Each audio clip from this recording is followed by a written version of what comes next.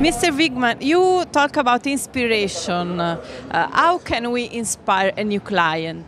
Well, it's a very interesting thing. I believe, if you have a product, whatever it is, it can be a hotel, it can be, a supermarket, it can be literally everything. You have to be able to explain your product in a way that the customer is absolutely amazed about it, absolutely inspired about it. Now, if you take Italy for tourism, and I love Italy, yeah, but it's very easy if you take all the great stuff you have in this country to inspire the customer. Obviously, the methodology, whether you do it through the web, whether you do it old school through print, whether you do it through tour operators, there are many, many ways of doing it.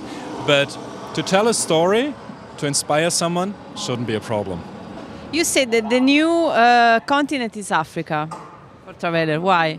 Well, it's simply about the opportunity. We were all speaking about BRIC in the presentation earlier. Some of the BRIC countries are sick. We're speaking about China. I don't want to say China is coming to an end. It's great in terms of business opportunities. But if you want to invest at the moment, for instance, in property, in hotels, Africa is the market to go to.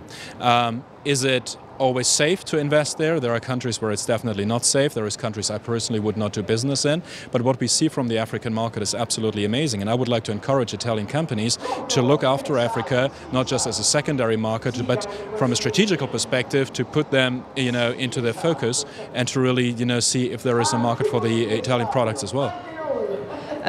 What the client today is looking for? What's new? Well, there is nothing new. That's the point. The customer wants to be attracted. The customer wants to be inspired. You need to deliver an amazing experience to the customer. And to be honest, that hasn't changed over the past years. Yeah, we just changed the way of delivering the experience. We just changed the way of delivering the inspiration. We have a lot of new technology. We got our smartphones. We got the web. We got interactive TV. We got 360. We got the Google glasses going forward.